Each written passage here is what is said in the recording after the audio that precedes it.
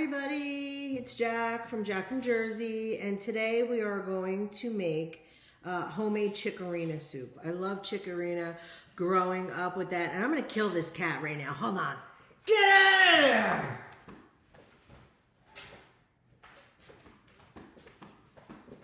Sorry, I'm back.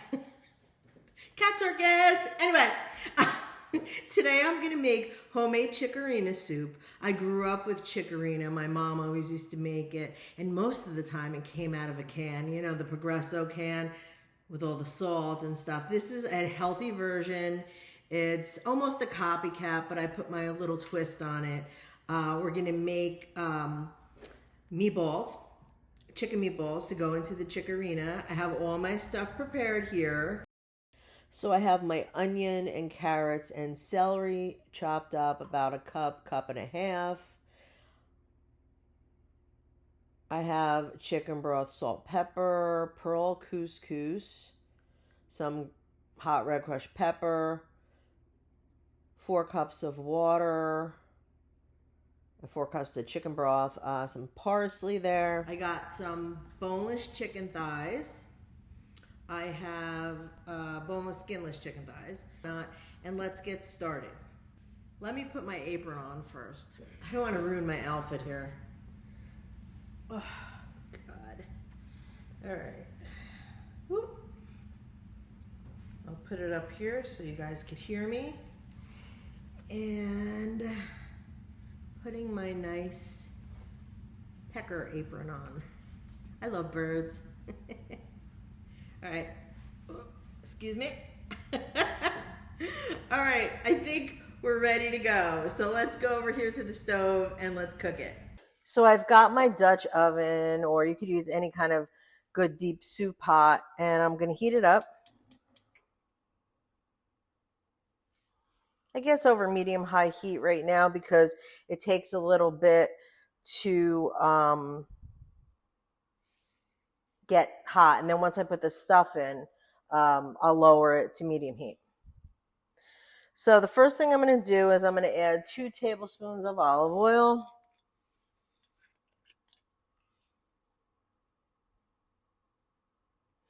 And let that heat up. And then I'll add my celery and my carrots and my onion.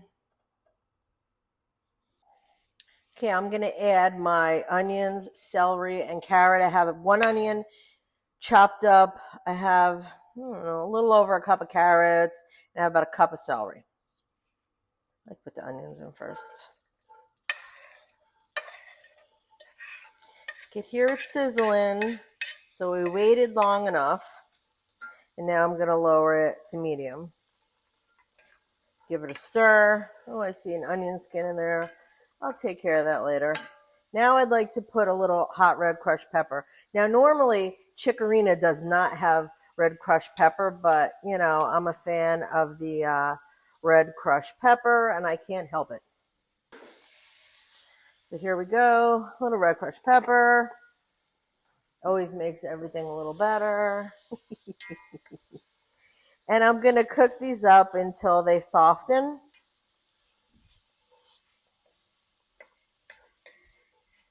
I'm going to give it a little pinch of salt,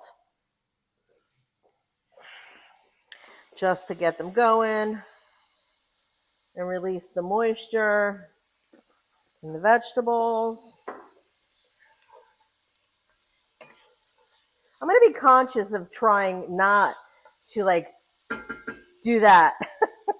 I know I just did it, but yeah. You know what I feel like I need, and I don't normally put it in? Maybe a garlic clove. So I'm going to grab one of those and put that in. So I sliced up a giant garlic clove, and I'm going to put it in there because I want to.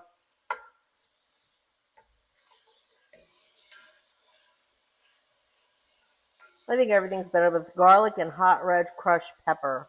Does anybody agree? Comment below if you agree or don't agree.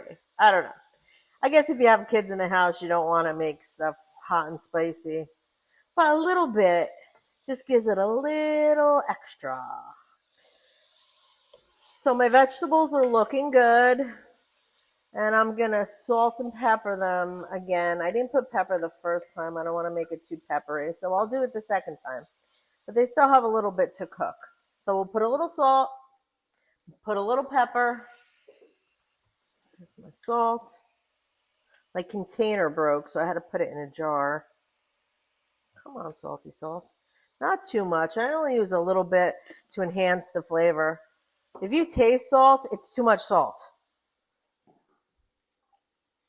And I have been guilty at that at times where I'm not realizing how salty the cheese is and how salty the broth is and how salty the salt is.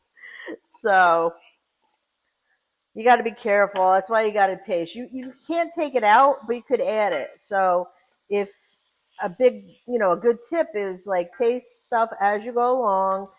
And if you feel like something needs more salt or pepper, then you'll add it in.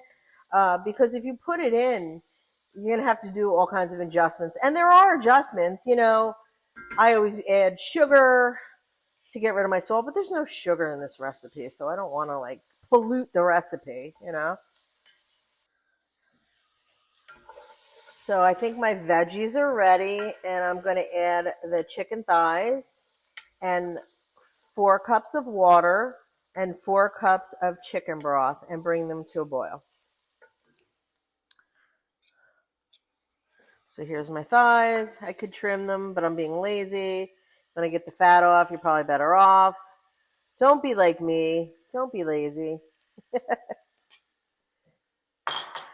I got a lot of stuff going on. I'm writing a book for one of the classes I'm going to be teaching. Well, actually 2 of the classes. So I'm writing 2 books. And I'm trying to get that together. And I'm doing my cooking show. So I'm trying to keep really busy. And I did it. You see, I forgot. I was not conscious of it. Anyway, let's add the water and broth. Here's my water.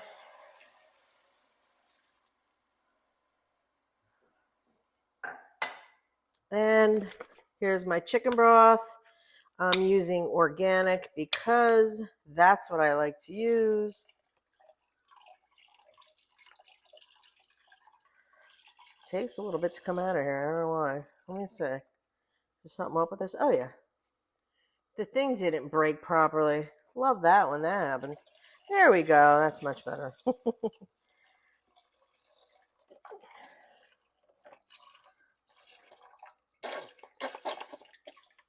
Okay, so now we're going to bring that to a boil and then lower it and cook it for 14 minutes uncovered.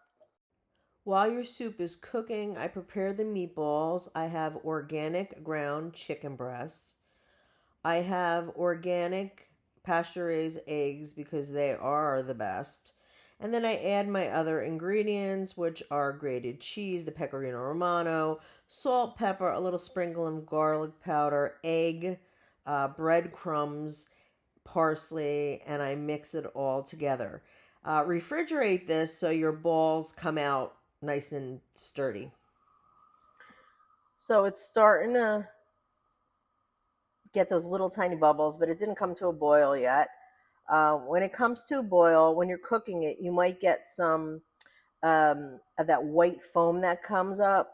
It hasn't started to come up yet, just maybe a little bit. You could scoop it off. That's the impurities in the chicken coming out. And,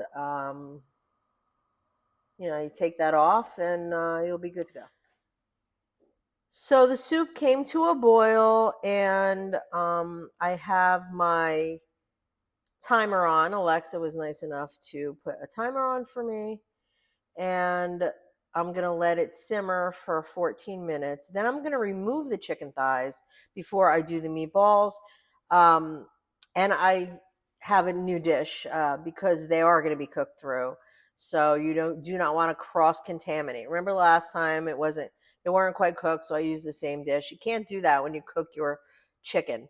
When it's cooked, you cannot put it back on anything raw. So just keep that in mind for safety for you and your family. Here's a tip. I just put my meatball mixture into the refrigerator because if anytime you're using chicken or turkey as a meatball, it gets really mushy and really hard to manipulate. So you're getting them into balls is next to impossible. So just chill the meat mixture before you do it, and this way you could get a proper ball. They're still going to be sticky, but it's easier to handle. If you're doing it while the stuff is room temperature, it's really going to be difficult to achieve the shape that you want for your meatball. I'm just going to take a little bit of this white stuff off the top, put it in a little glass so I could throw it out easily.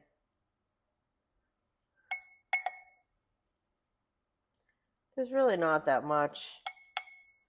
I think part of it is the broth, not the chicken. Let's whip that up a little bit.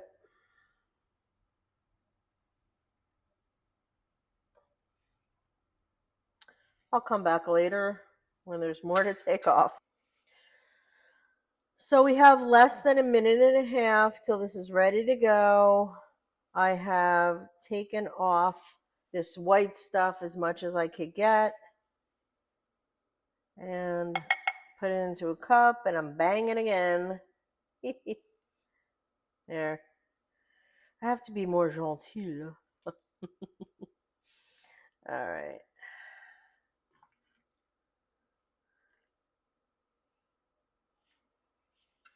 Almost ready. Did I happen to mention that this is for my lunch? It's 2:37 and I haven't eaten since yesterday. I don't know. I just get in these modes where I just have my coffee and that's it. I did make homemade cinnamon buns the other day, which were delicious. But I did not, I'm not in the mood for them, I'm not a big sugar person. But everybody else is eating them, so that's good. Anyway, salud.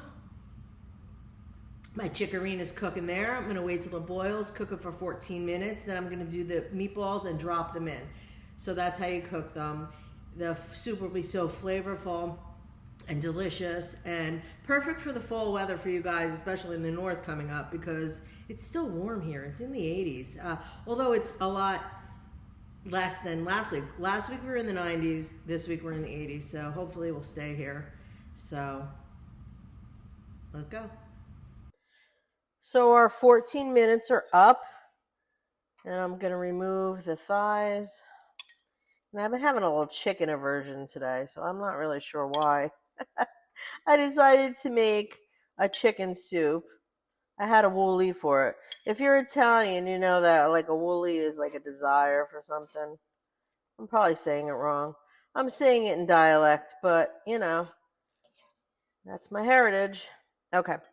So here's my chicken thighs, and I'm going to make my meatballs. Let me just adjust the camera so you can see me drop them in. I'm going to keep my water simmering so the meatballs cook. So I just took my meat mixture out of the fridge, and it's still mushy. And I'm going to make it into meatballs.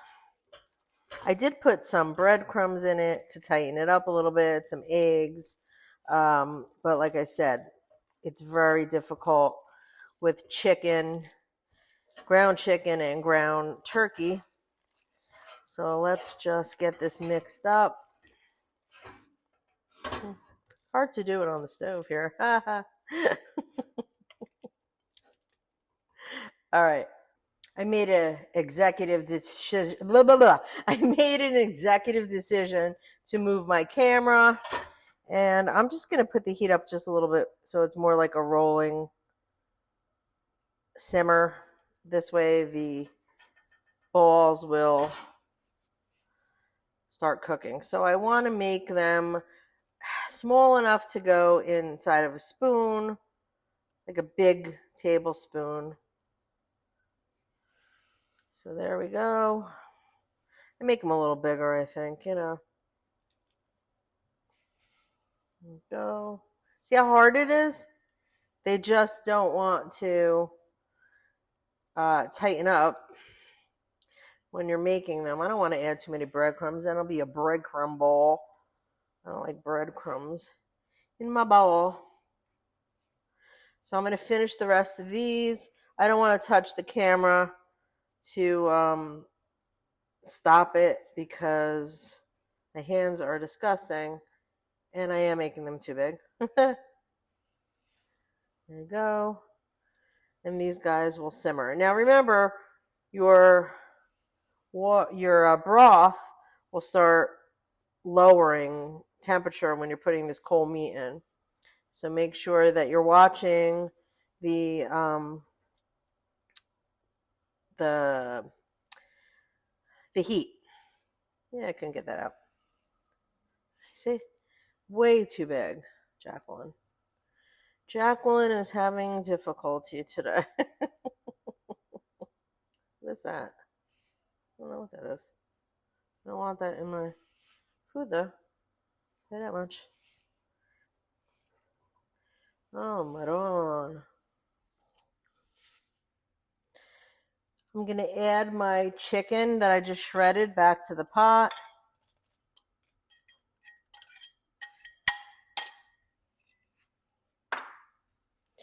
Mix that in. I'm going to raise my heat a little bit so it cooks because I'm going to put the couscous in right now. It's pearl couscous, Israeli couscous. You could use pastina. You could use any small thing, aja de pep, but be careful. The smaller it is, it's going to absorb a lot. So I have the couscous, and let's see how long I have to cook this. I can't see without my glasses, but I'll figure it out. Okay. It's not too boily, so I'm going to wait a sec. And I'm going to find glasses. I cook all the time, so it's, not like I don't know how to make it, but I like to make sure that I'm doing everything right, Okay.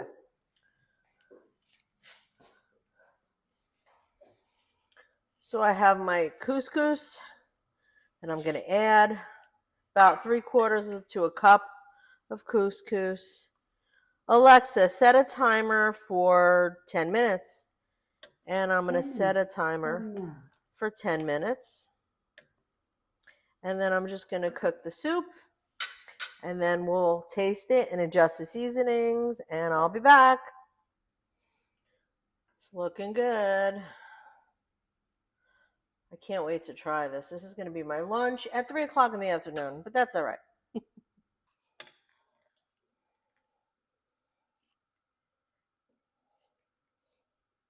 The pasta is cooking nicely. Don't overcook.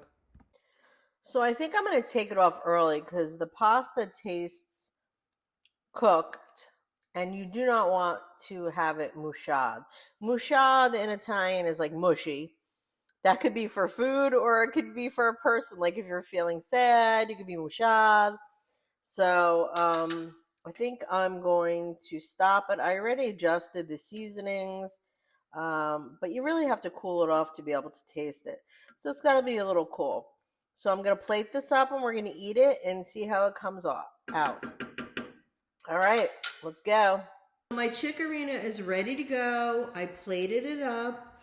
I'm ready to eat it. Now I would put some grated cheese in it, but I ran out. So I put it in the meatballs. I don't have any to put on top, which I'm a little sad about, but now's the time to do that. Or before you take it out, you could sprinkle it in and just mix it in the soup. That would be great. So let's see how this is. Ooh. Hot. I want a little meatball here. Oh, I don't know if I'm going to be able to eat this. It's so hot, like temperature hot. Ooh, hold on.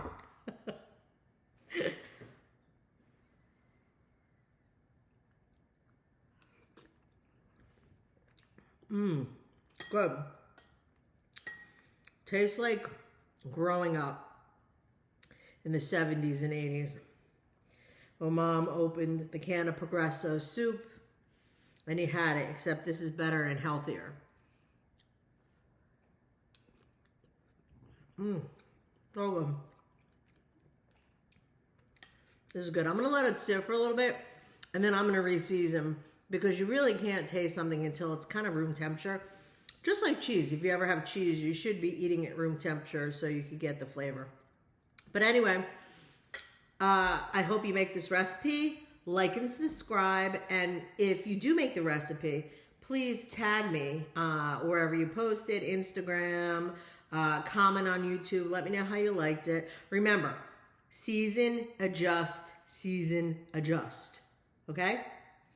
This is Jacq from Jersey, and I hope you... There goes my timer. Alexa, stop timer. And have a blessed day. Love you guys. Bye-bye. But wait, there's more. I'm still eating. Good stuff.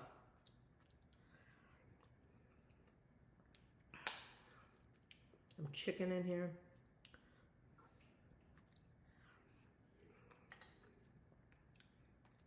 I don't care if it's late. Always time for soup. Late. I don't care. Never mind. I'm going to continue my video. I'm going to make some Kalua pork. Now, Kalua pork is a big, nice, boneless pork shoulder. I pop it in the Instapot. It's absolutely delicious. And it has not many things in it. You know, you have some water, and you have some garlic, and you have some, I like to put a little liquid smoke in there. I know it's not good for you, but I like to put that in. And you have some pink Himalayan salt.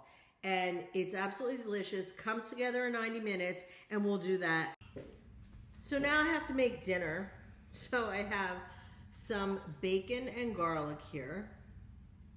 I have some liquid smoke and pink salt.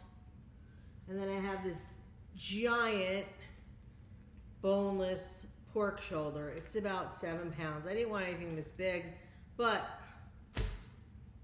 I got it because, I don't know, more is always better, I feel like. I'd rather go up than down. Anyway, and shame on me for not having my lighting on. Anyway, I'm making Kalua pork with this big piece of pork shoulder.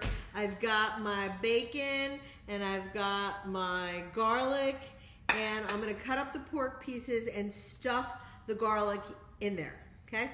Be right back. So I'm gonna slice this puppy up into like 3-4 pieces. Oh, God. The cat just jumped up here, so I had to get her down. Guess I should use a better knife, because this is not cutting it. So let's give it a shot. I'm gonna get rid of this knife, find another one over here. Yeah, sorry, it doesn't the job. Okie dokie. Please don't get any meat on there. Let's cut it up. It's piece number 1.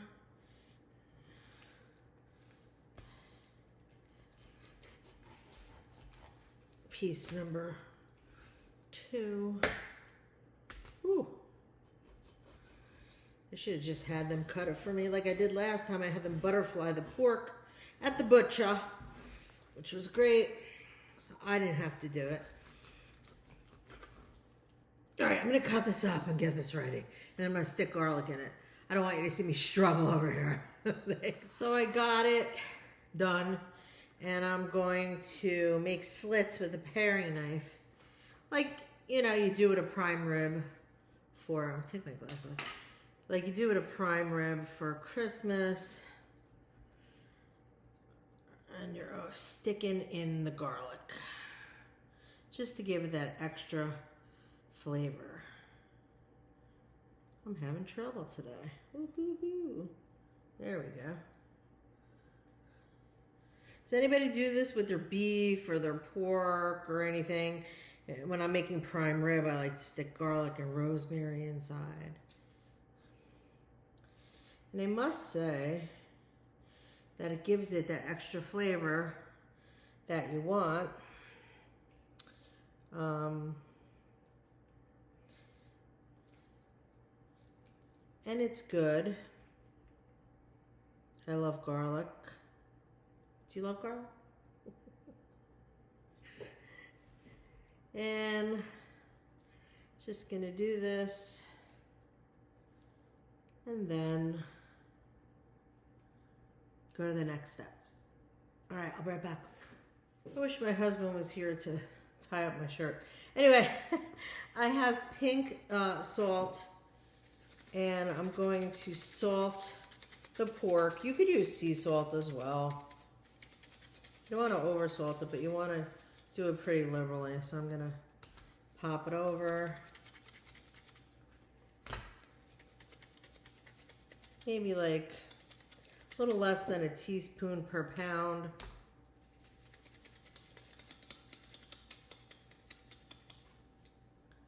Yeah.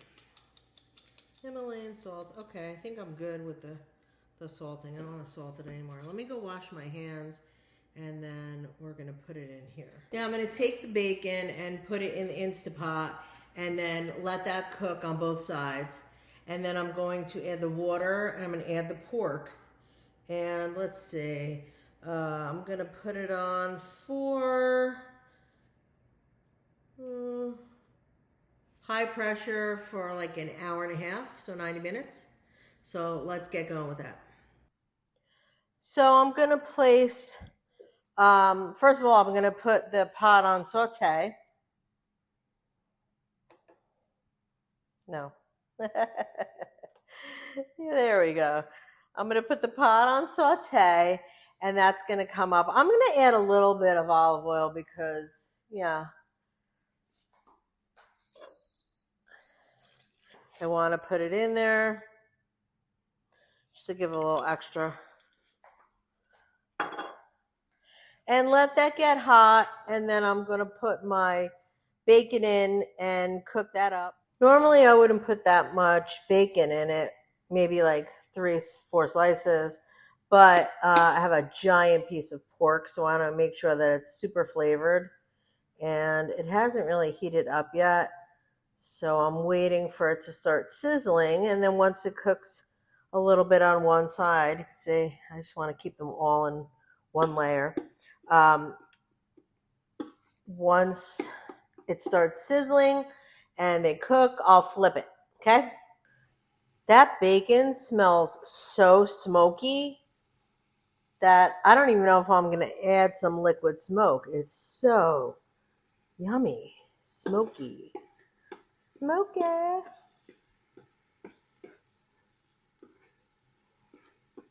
And I just use the sugar-free bacon that I buy, the organic stuff. I was going to use the pecan smoked one, but I wanted to save that for something that you could really, really taste the subtleties of flavor in. Wow, there's a lot of smoke. All right, I'll be back. The bacon's cooking, sizzling away. It's not getting really brown, probably because I have a lot of bacon in there, and the saute function is, you know, not as good as putting it on the stove and cooking it real high. Smells good though. Okay, so now I got my bacon here, and I'm gonna put in my pork. Let me cancel that out. I'm gonna try to get it in a single layer, although I doubt that I can because this is a big piece of pork. And the last one will go on top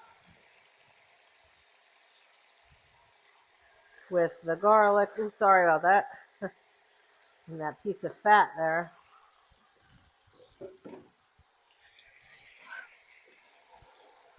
And I'll make sure I grab this so I can wash it.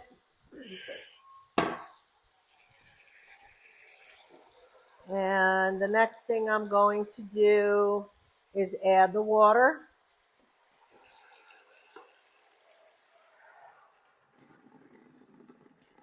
It's about 1 cup. I am going to just put a little bit, a teeny weeny bit in the thing of liquid smoke, just to give it a little smokiness. I mean, I really shouldn't use this. It has natural flavors in it, but I don't use it often. So I'm going to put the top on and I'm going to cook it at high pressure for 90 minutes and then I'll come back then. So I put it on for an hour and a half and we'll see what it looks like then. We have less than a minute left. Pressure cooker just went off and I'm going to do a release. Here we go. Don't get scared. Woo! The gas went. So we're all depressurized. Let's take it off. What it looks like. Woo! Let's see if this pork is nice and fork tender or not. Let's see. Let's take. Oh yeah, it's fork tender for sure. Yeah. I'm just gonna put it in here, and I'm gonna start shredding it. Looks really soft. What I like about this, you could just separate the fat out of it that was on it, put it to the side. Unless you like the fat and you could eat it. My nanu, my grandmother, my father's mother, was 103 when she passed away. She used to eat the fat from the ham and all kinds of fat on the food. I mean, it was pretty funny. God bless her in heaven. She had good Lithuanian stock. So I'm just going to get this stuff in here, shred it up, and then adjust the taste of the sauce, and then pour it over it, and then we'll be ready to eat. And if you want to serve it, you can do cabbage, put a little cabbage in there, and cook it out for a few minutes. Otherwise, you're good to go. So I took all the pork out, and it looks absolutely great. It's very tender. You could see it got the bacon in there and the pork, and then I'm going to take some of the sauce and pour it over after I taste it. Let's try a little piece of this pork. All right, let's see.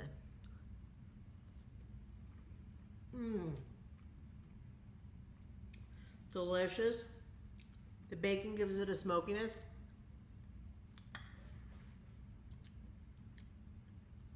The sauce is going to give it another layer of flavor. So let me grab my spoon. I'll be right back. Okay, so I got the sauce.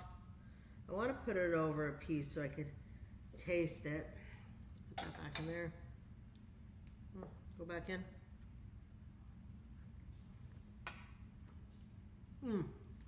No.